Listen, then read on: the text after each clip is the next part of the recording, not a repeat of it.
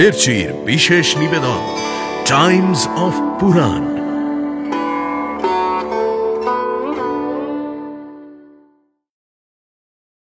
মহারাজ, প্রাণ গেলেও আমি গুরু দ্রোণের আততায়ী হতে পারবো না, আর আপনাকেও ত্যাগ করতে পারবো না। অর্জুনকে তুমি কিছুতেই জয় করতে পারবে না। আমার পিতৃগণের জয় লাভের জন্য আমি অবিলম্বে এই চক্রব্যূহ ভেদ করতে প্রস্তুত আছি। আমি তাকে পুনর্বার পাশা খেলায় পরাস্ত করে ভ্রাতাদের সঙ্গে সুদীর্ঘকালের জন্য বনবাসে প্রেরণ করব। আমার আদেশ পালন করো পার্থ।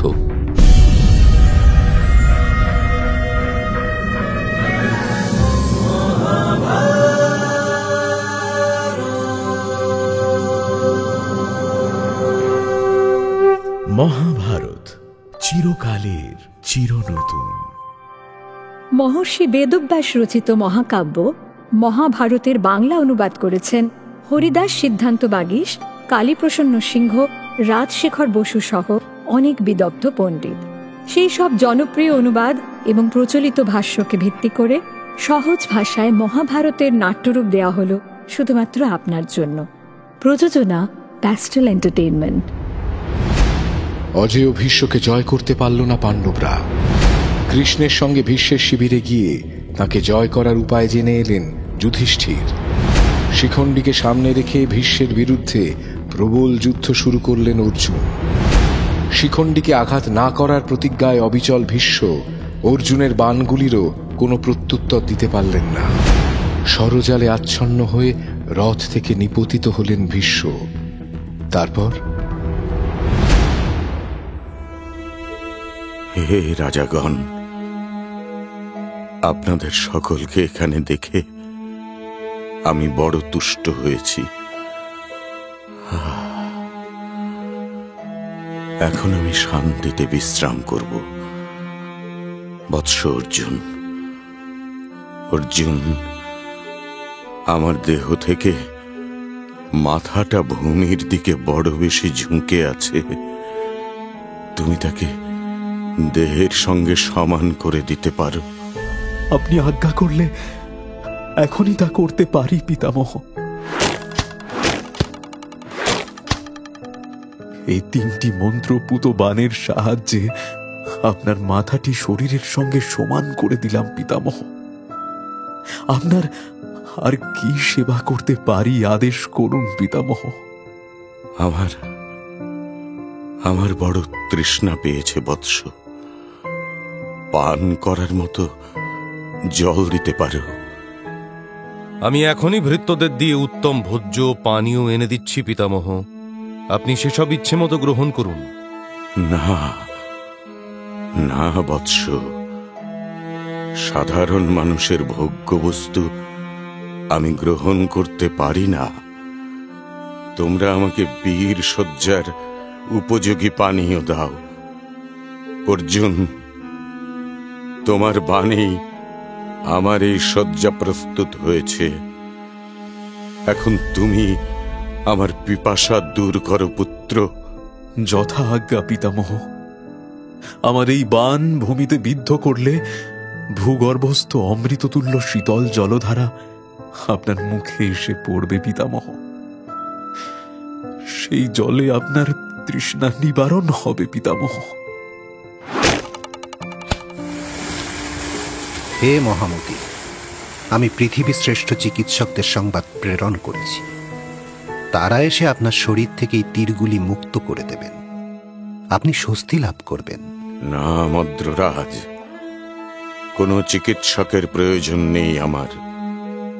আমি ক্ষত্রিয়ের উত্তম গতি লাভ করেছি। আমাকে যেন এই সকল তীর সহ দাহ করা হয়। সরসজ্জায় শায়িত রয়েছেন ভীষ্ম। তার চারিপার্শ্বে পরিখা খনন করা হল। তাকে যথাযোগ্য শুশ্রূষা এবং পরিচর্যার ব্যবস্থা করে 3 বার প্রদক্ষিণ করে কুরু পাণ্ডব যোদ্ধারা নত মুখে যে যার শিবিরে প্রত্যাবর্তন করল। একা দুর্যোধন স্তব্ধ হয়ে তার পাশে দাঁড়িয়ে রইল। বৎস দুর্যোধন, তোমাকে আবারও বলছি, পাণ্ডবদের সঙ্গে সন্ধি করো পুত্র, তাদের অর্ধ রাজ্য ফিরিয়ে দাও। আমার মৃত্যুতেই এই যুদ্ধ শেষ হোক। আত্মীয়বধ বন্ধ করো, বন্ধ করো দুর্যোধন। অর্জুনকে তুমি কিছুতেই জয় করতে পারবে না, কিছুতেই না। পিতামহ, আপনার এই সরসজ্জা কৌরব শিবিরের পক্ষে অত্যন্ত দুঃসহনীয় সংবাদ সত্য, কিন্তু আমাদের পক্ষে এখনো অসংখ্য মহারথী আছেন যারা হেলায় পাণ্ডবদের জয় করতে পারেন। সুতরাং যুদ্ধ বন্ধ হবে না। ভীষ্ম এবার নীরব হলেন।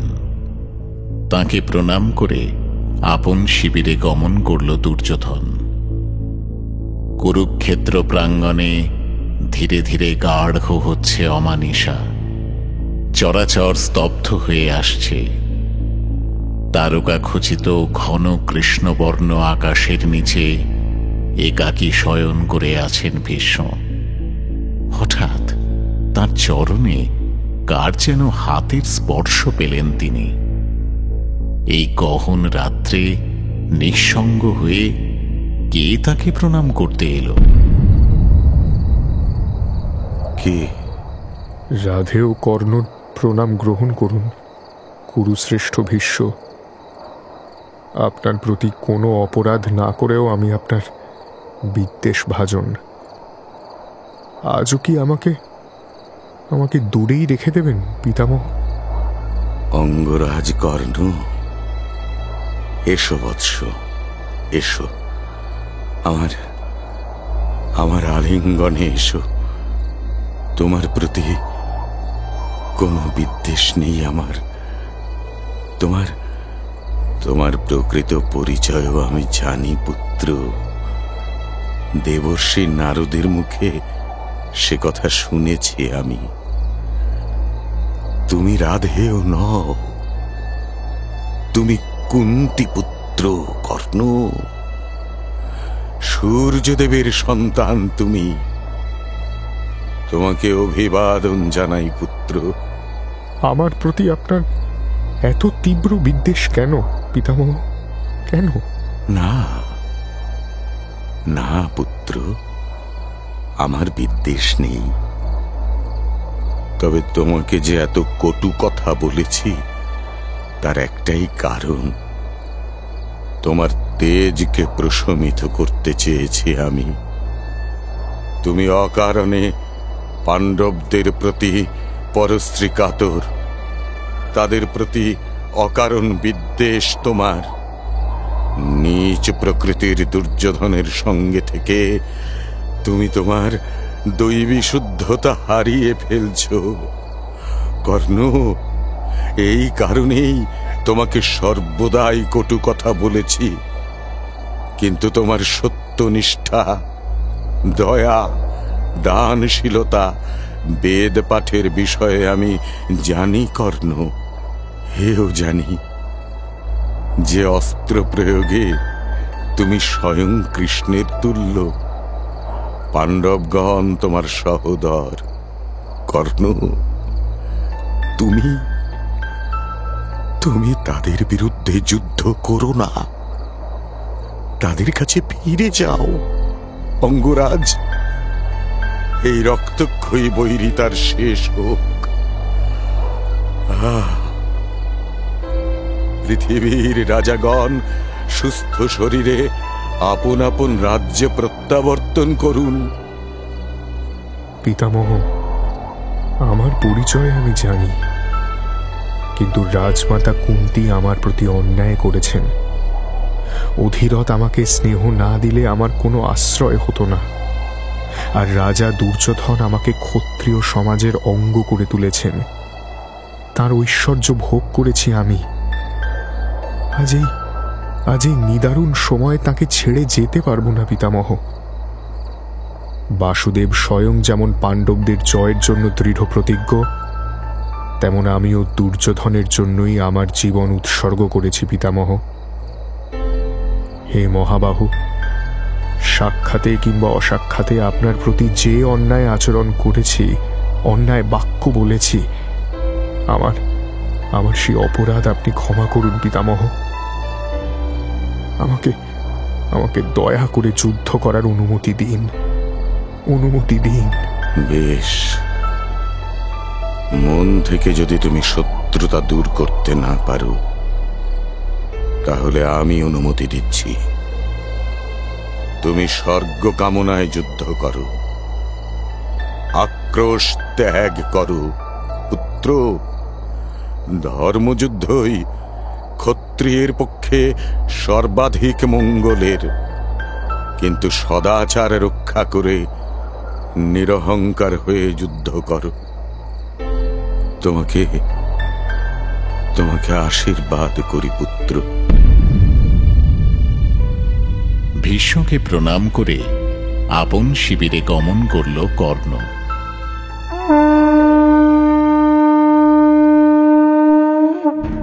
পরদিবস রণসাজে সজ্জিত হয়ে কৌরব সৈন্যের মধ্যমণি রূপে যুদ্ধ করতে এলো সে। তার পরামর্শে এবার গুরু দ্রোণকে সেনাপতির আসনে অভিষিক্ত করল দুর্যোধন। কৌরব সেনাপতির সম্মান লাভ করে দ্রোণাচার্য এবার দুর্যোধনকে বললেন, আমাকে যে সম্মান তুমি দিলে, তার প্রতিদানে আমার কাছে কি আশা করো দুর্যোধন? নিঃসংকোচে বর প্রার্থনা করো রাজা। গুরুদেব, যুধিষ্ঠিরকে শুধু জীবিত পেতে চাই। আপনি যদি তাকে আমার কাছে নিয়ে আসতে পারেন, তাহলেই আমার সকল ইচ্ছা পূর্ণ হবে। আমি তাকে পুনর্বার পাশা খেলায় পরাস্ত করে ভ্রাতাদের সঙ্গে সুদীর্ঘকালের জন্য বনবাসে প্রেরণ করব। সেদিনই এই যুদ্ধের সমাপ্তি ঘটবে। দুর্যোধন, যুদ্ধের সময় অর্জুন যদি যুধিষ্ঠিরকে রক্ষা না করে, একমাত্র তখনই তাকে জয় করে আনা সম্ভব, নচেত নয়। অর্জুন আমার শিষ্য হলেও বয়সে যুবা এবং শক্তিতে দেবতাদের তুল্য। তুমি যদি অর্জুনকে অন্যত্র অপসারিত করতে পারো, তাহলে আমি যুধিষ্ঠিরকে এনে দেব। তোমার কাছে আমি প্রতিজ্ঞা করলাম বৎস। দ্রোণাচার্যের এই প্রতিজ্ঞার কথা চতুর্দিকে রাষ্ট্র হয়ে গেল। ধার্তরাষ্ট্রগণ স্বয়ং যুধিষ্ঠিরকে জয় করার আনন্দে বিভোর হয়ে এই সংবাদ সর্বত্র প্রচার করতে শুরু করে দিল। গুপ্তচরের মুখে এই সংবাদ ক্রমে পাণ্ডব শিবিরেও এসে পৌঁছল। যুধিষ্ঠিরের মনে এবার দেখা দিল গুরুতর আশঙ্কা। অর্জুনকে ডেকে সে বলল, গুরু দ্রোণের অভিপ্রায় তো তুমি শুনলে অর্জুন। আমার বিশ্বাস, দুর্যোধনকে দেওয়া এই প্রতিশ্রুতিতে একটি ছিদ্র রেখেছেন তিনি, আর তা হল তোমার না থাকা। অর্জুন, অর্জুন, আজ তুমি আমার থেকে দূরে যেও না ভ্রাতা। আমার পাশে থেকে যুদ্ধ করো, কৌরবদের অভিপ্রায় যেন সিদ্ধ না হয়। মহারাজ, প্রাণ গেলেও আমি গুরু দ্রোণের আততায়ী হতে পারবো না, আর আপনাকেও ত্যাগ করতে পারবো না। আমি জীবিত থাকতে কৌরবরা আপনাকে বন্দী করতে পারবে না। আপনি নিশ্চিন্ত থাকুন মহারাজ। পাণ্ডব ও কৌরবদের মধ্যে আবারও তুমুল রণবাদ্য বেজে উঠল।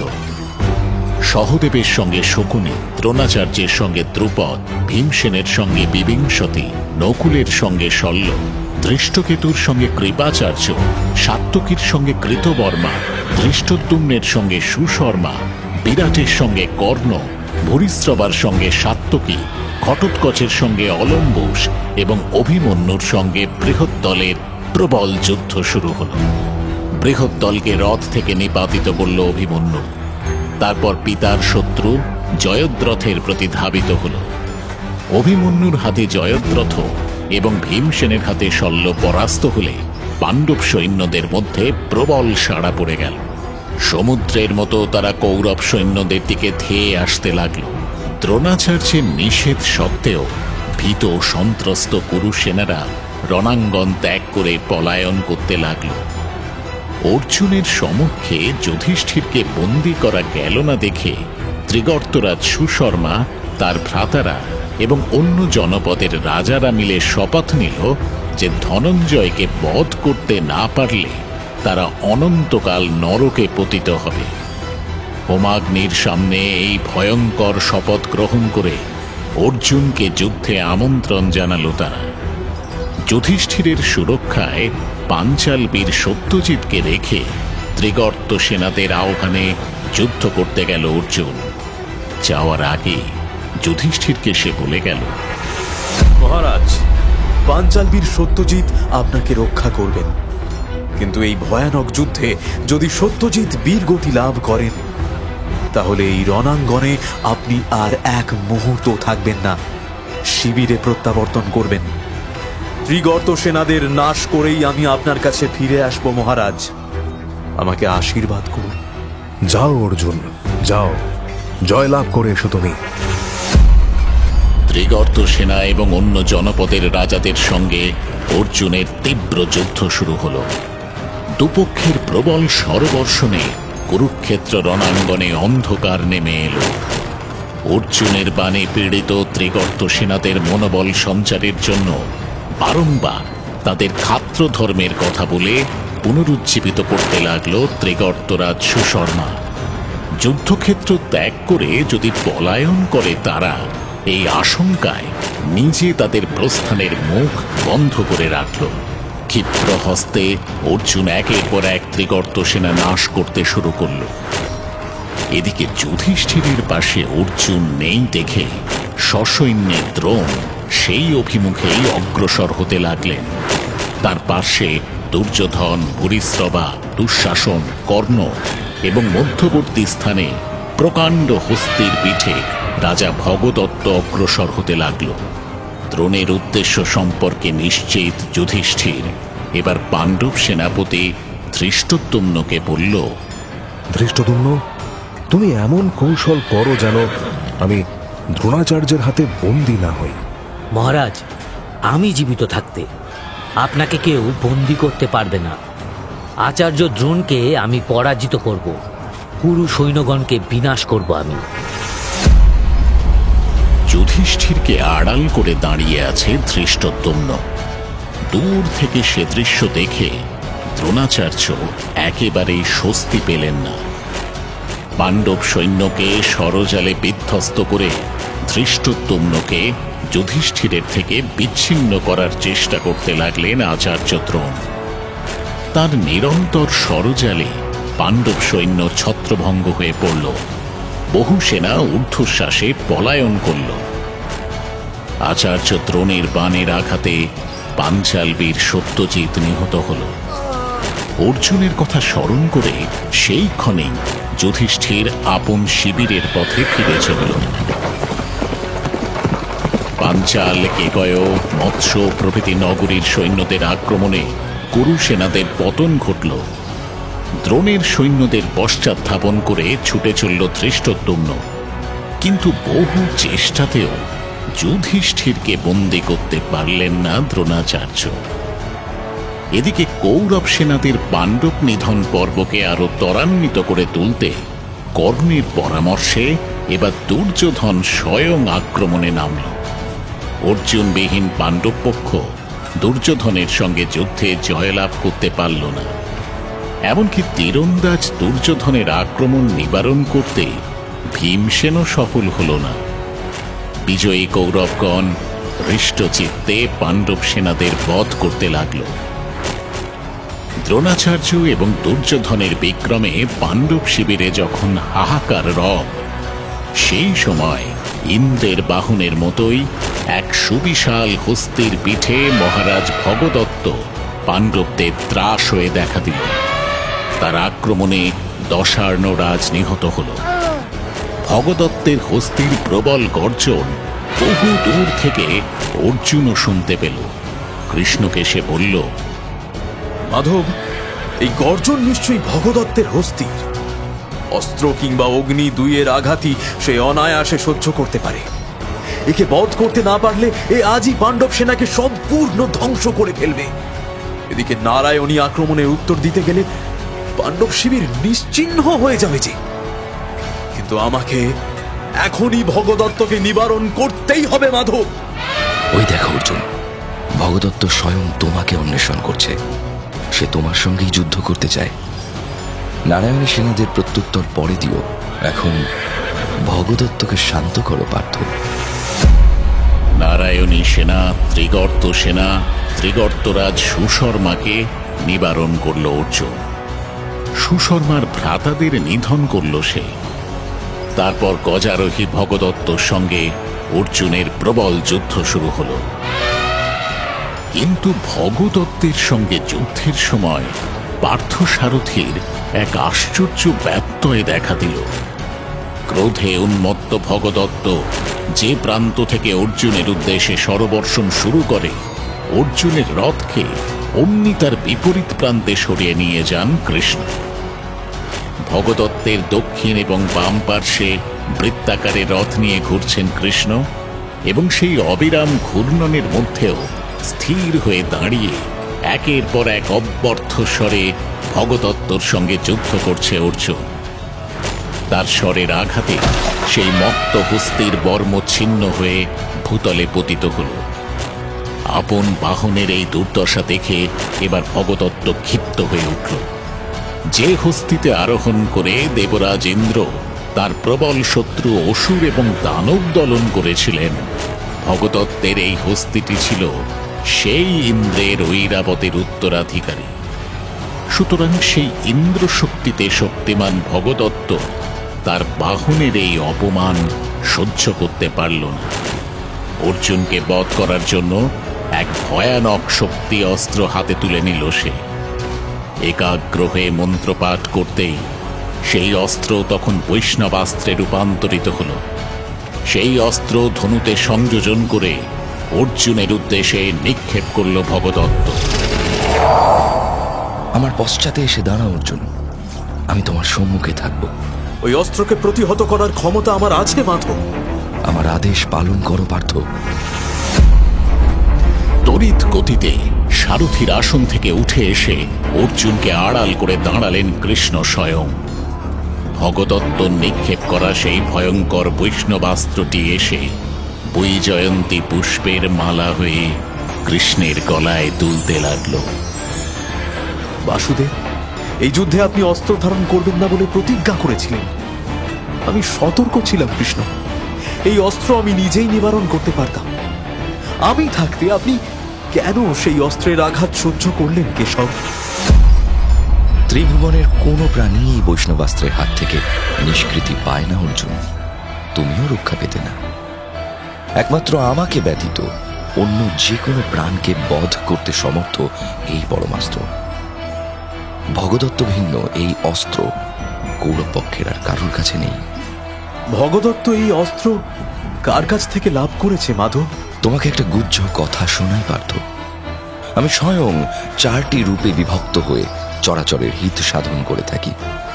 আমার একটি রূপ তপস্যা করে, দ্বিতীয় রূপ জগতের সকল কর্মের দ্রষ্টা, তৃতীয় রূপ মনুষ্য লোকে অবতীর্ণ হয়, চতুর্থ রূপ সহস্র বৎসর নিদ্রিত থাকে। নিদ্রাভঙ্গের পর গাত্রোত্থান করে তপস্বীদের বরদান করে। আমার সেই চতুর্থ মূর্তির কাছে এই পৃথিবী তার পুত্র নরকের জন্য বৈষ্ণবাস্ত্র প্রার্থনা করেছিলেন। আমার বরে নরকাসুর এই অস্ত্র লাভ করেছিল। প্রাগজ্যোতিষরাজ ভগদত্ত সেই নরকাসুরের কাছ থেকেই এই অস্ত্রের অধিকার লাভ করেছে। আমার সেই অস্ত্র পুনরায় আমি ফিরিয়ে নিলাম। ভগদত্ত এখন শক্তিহীন। এবার ওই মহাসুরকে বধ করার জন্য।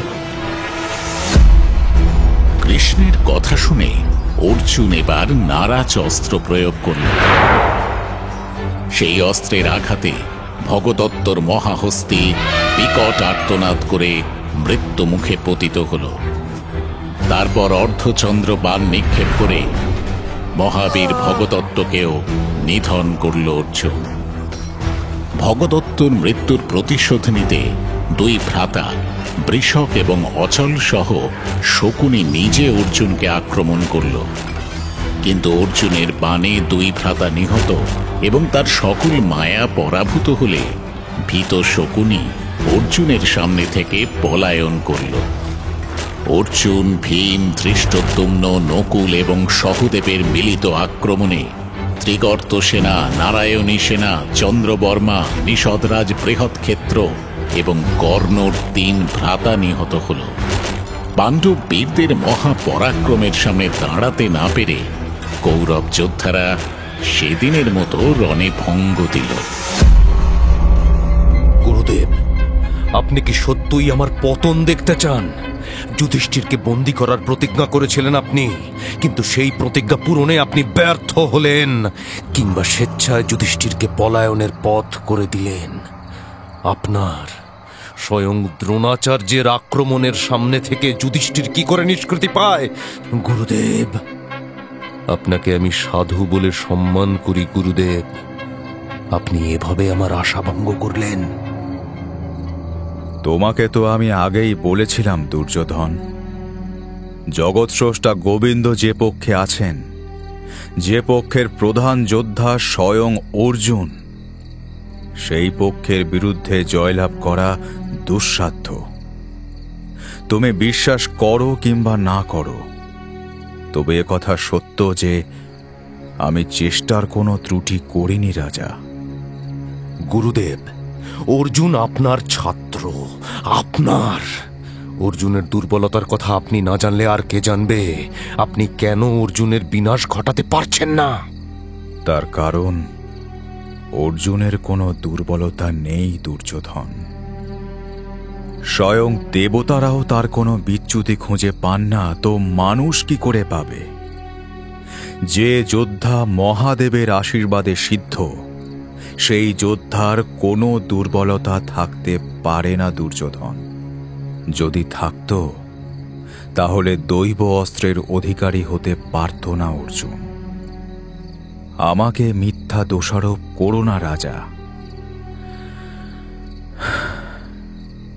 শোনো দুর্যোধন, আমি দ্রোণাচার্য। ব্রাহ্মণ্য এবং ক্ষাত্রধর্ম দুই আমার প্রকৃতি। বেদ এবং অস্ত্র এই দুটি আমার 2 বাহু।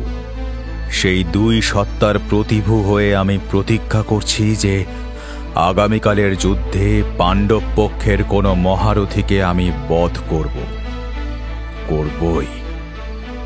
আমি এমন ব্যূহ রচনা করব যা দেবতারাও ভেদ করতে পারবেন না। তুমি শুধু অর্জুনকে অন্যত্র সরিয়ে রেখো।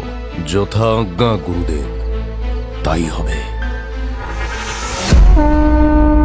পরদিন প্রাতে রণবাদ্য বেজে উঠল, যুদ্ধের শঙ্খ ধ্বনিত হল। গুরু দ্রোণের নেতৃত্বে কৌরবরা আজ চক্রব্যূহ রচনা করেছে। কুরু শিবিরের সকল তেজস্বী যোদ্ধাকেই সেই ব্যূহের বিভিন্ন দ্বার হিসেবে রেখেছেন গুরু দ্রোণ।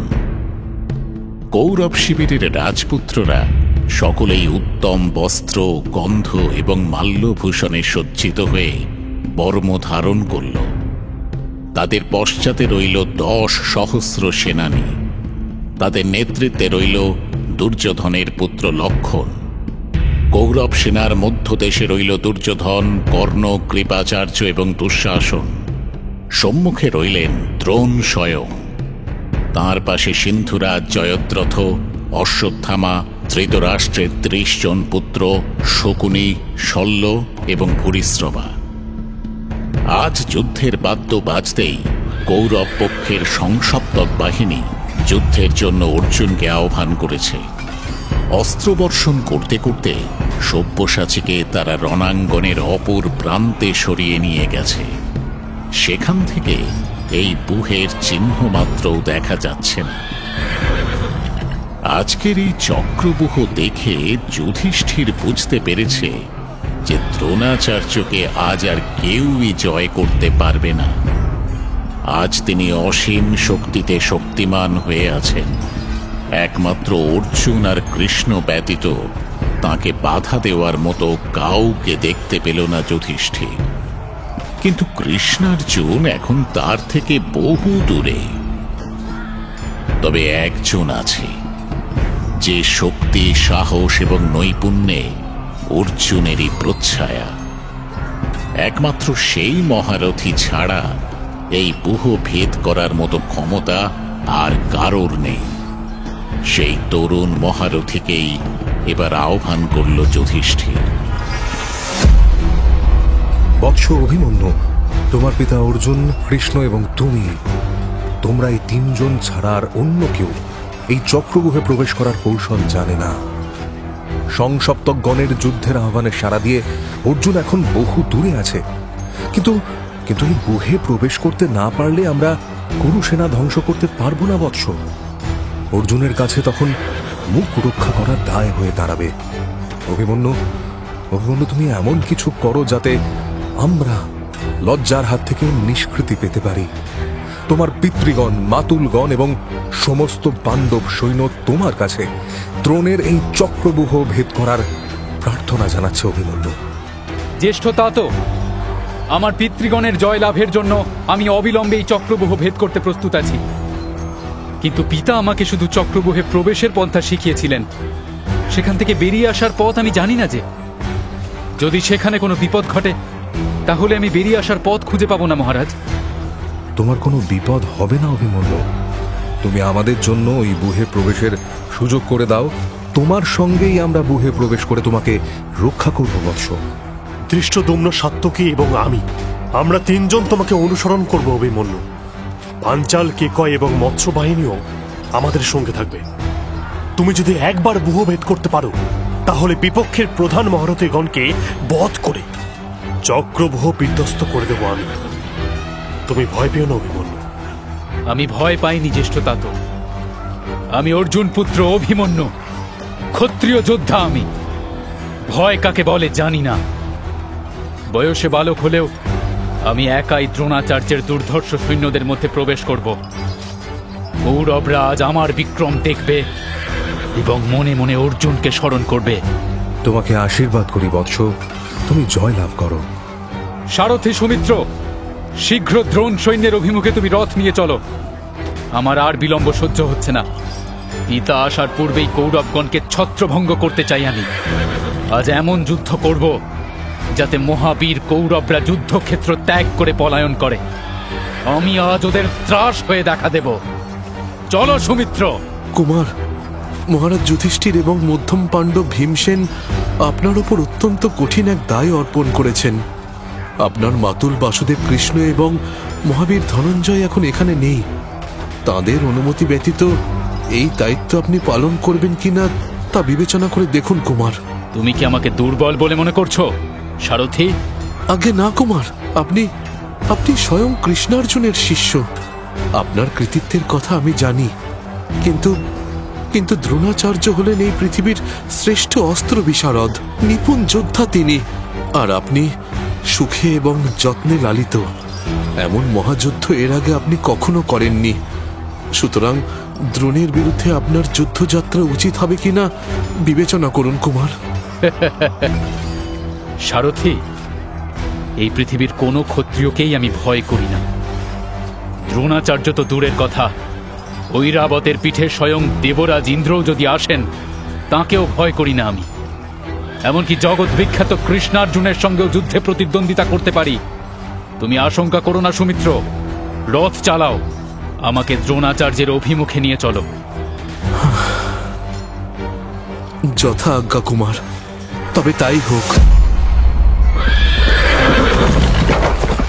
দ্রোণাচার্যের সম্মুখে বিদ্যুতের বেগে অভিমন্যু এসে চক্রব্যূহে প্রবেশ করল। পাণ্ডবরা তাকে অনুসরণ করল। ক্ষিপ্ত সিংহের মতো কুরু সেনাদের ধ্বংস করতে লাগলো অভিমন্যু। তার শরাঘাতে মূর্ছিত হয়ে রথের ওপর নিপাতিত হল শল্য। শল্যের ভ্রাতা নিহত হল। কৃপাচার্য, অশ্বত্থামা, আচার্য দ্রোণের প্রবল সরজাল ভেদ করে তীব্র বেগে আঘাত হানতে লাগলো অভিমন্যু। কৌরব সৈন্যরা তার সম্মুখে দাঁড়াতেই পারল না।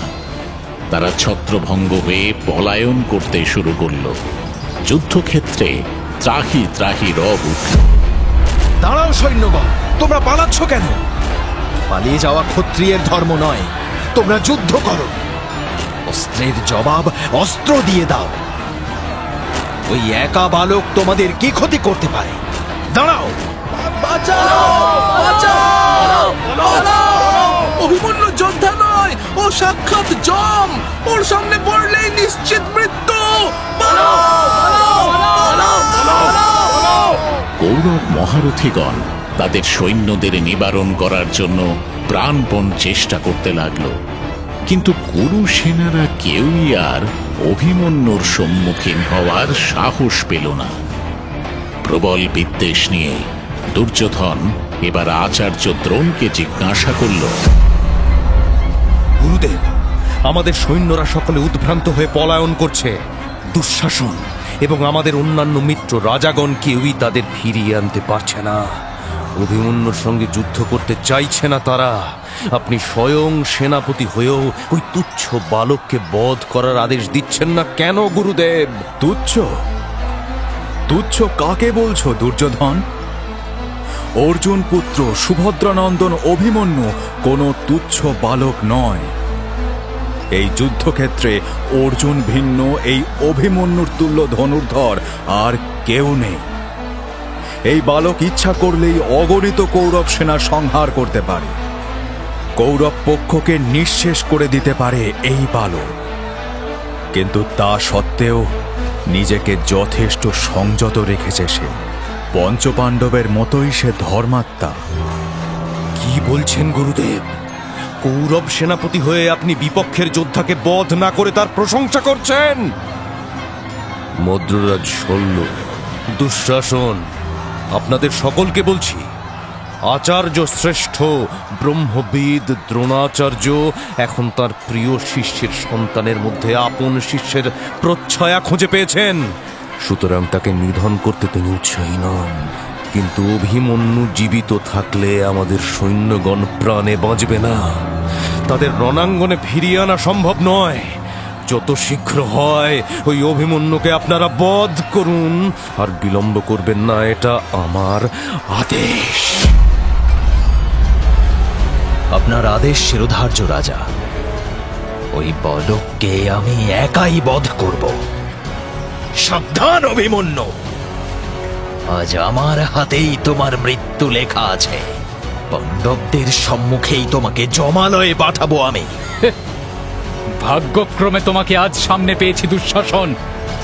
নিষ্ঠুর, ধর্মত্যাগী, কটুভাষী মহারাজ যুধিষ্ঠির এবং মহারানী দ্রৌপদীকে যে অপমান তুমি করেছিলে, আজ তার শোধ নেব আমি। তোমাকে জমালয়ে প্রেরণ করে তাঁদের কাছে ঋণমুক্ত হব। এবার তোমার পাপ কর্মের ফল ভোগ করবে তুমি। দুঃশাসনের সঙ্গে অভিমন্যুর এবার প্রবল যুদ্ধ শুরু হলো। অভিমন্যুর বাণের আঘাতে মূর্ছিত হয়ে পড়ল দুঃশাসন। তাকে বাঁচাতে এসে অর্জুন পুত্রের হাতে জর্জরিত হল কর্ণ। সেই বালক মহারথীর সামনে থেকে কোনো ক্রমে প্রাণ রক্ষা করে পলায়ন করল সে। অভিমন্যুর স্বরে কর্ণের এক ভ্রাতাও নিহত হল। অর্জুন পুত্র অভিমন্যুর হাতে কৌরব সেনাদের নিগ্রহ দেখে এবার চক্রবুহের প্রবেশদ্বারে এসে দাঁড়াল জয়দ্রথ। মহাদেবের বরে অর্জুন ভিন্ন অন্য 4 পাণ্ডবকে একদিনের জন্য জয় করতে পারবে সে। মহাদেবকে স্মরণ করে সাক্ষাৎ কালান্তক যমের মতো বুহের মুখে একা দাঁড়িয়ে রইল জয়দ্রথ। ধৃষ্টদ্যুম্ন, ভীমসেন, নকুল, সহদেব সহ পাণ্ডব পক্ষের কোনো বীরকেই সেই বুহে প্রবেশ করতে দিল না সে। চক্রবুহে একাকী কুরুসেনার সঙ্গে ভয়ানক সংগ্রাম করতে লাগলো অভিমন্যু। মদ্ররাজ শল্যের পুত্র রুক্মরথ এবং দুর্যোধনের পুত্র লক্ষণ তার বাণে নিহত হল। প্রিয় পুত্রের মৃত্যু সংবাদ শুনে শোকে, দুঃখে, ক্রোধে অধীর হয়ে উঠল দুর্যোধন। লক্ষণের মৃত্যু সংবাদ শুনে রণক্ষেত্রে দুর্যোধনের পাশে ফিরে এলো কর্ণ।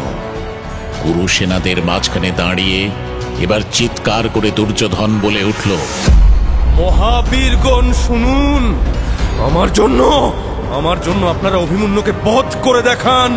লক্ষণের মৃত্যুতে আমি শান্তি পাচ্ছি না। অভিমন্যু এই পৃথিবীতে থাক, তা আমি চাই না। আপনারা আমার কথা শুনতে পাচ্ছেন? মিত্র দুর্যোধন, তুমি শোক করো না। আমি, আচার্য দ্রোণ, কৃপাচার্য, অশ্বত্থামা এবং বৃহদ্দল মিলে অভিমন্যুকে বেষ্টন করে থাকব। আমরা চারদিক থেকে নিরন্তর স্বরবর্ষণ করব। অভিমন্যুকে রক্ষা করার মতো কোনো পাণ্ডব সৈন্য এখানে নেই। ওর মৃত্যু হবেই মিত্র, শান্ত হও।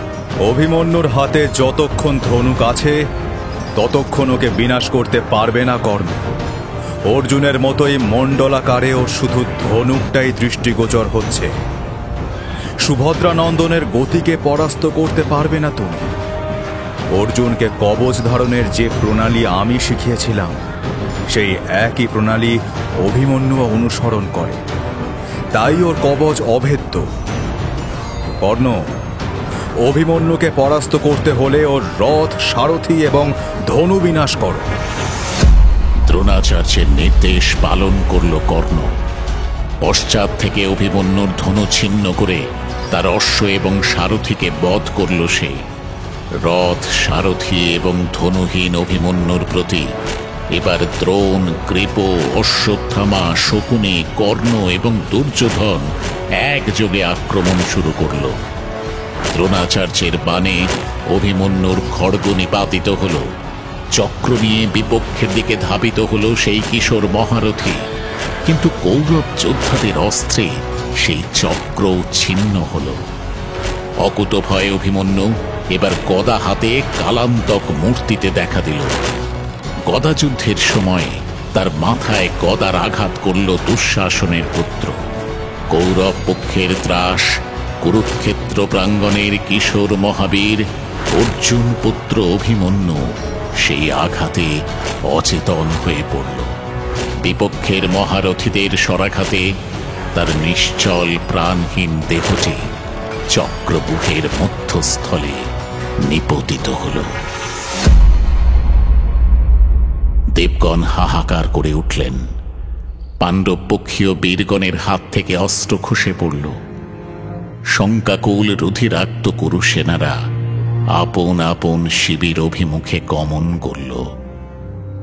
হতাশ, বিষণ্ণ, অশ্রুসিক্ত সেনাদের মধ্যখানে দাঁড়িয়ে ধীর গম্ভীর কণ্ঠে যুধিষ্ঠির বলল, হে বীরগণ, অভিমন্যু স্বর্গলোক প্রাপ্ত হয়েছেন। যে অনন্য বীরত্বের নিদর্শন তিনি দেখিয়েছেন তা স্মরণ করে শোক করা উচিত নয়। কৃষ্ণার্জুনের তুল্য এই মহারথী ইন্দ্রলোকের সিংহাসনে সুখে উপবেশন করবেন। 10 সহস্র শত্রু সৈন্য এবং বৃহদ্দল লক্ষণের মতো মহারথীদের বধ করে যে কীর্তি স্থাপন করলেন অভিমন্যু, জগতে তার চিরকাল অম্লান হয়ে থাকবে। স্বপক্ষীয় বীরগণকে সান্ত্বনা দিলেও আপন শিবিরে প্রত্যাবর্তন করে অভিমন্যুর শোকে অধীর হয়ে উঠল যুধিষ্ঠির। তার দুঃখ, শোক এবং বিলাপ ক্রমে সহনীয়তার সীমা অতিক্রম করতে লাগল। যুদ্ধের প্রতি তার সকল স্পৃহা তিরোহিত হল। ধর্মপুত্রের এই প্রবল হতাশার কোনো শুশ্রূষা যে কৃষ্ণভিন্ন অন্য কারোর কাছে নেই। কিন্তু তিনি তখনও অর্জুনের রথ নিয়ে রণক্ষেত্রের অপর এক প্রান্তে অধিষ্ঠান করছেন। সুতরাং যুধিষ্ঠিরকে শান্ত করতে এবার আমাকেই আসতে হবে।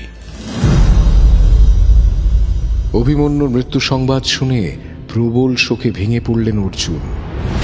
সুভদ্রা এবং উত্তরাকে শান্ত করতে গেলেন কৃষ্ণ স্বয়ং।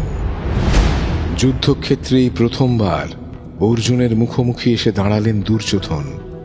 তারপর সেই কাহিনী নিয়েই ফিরে আসছি আগামী পর্বে। শুনলেন মহাভারত।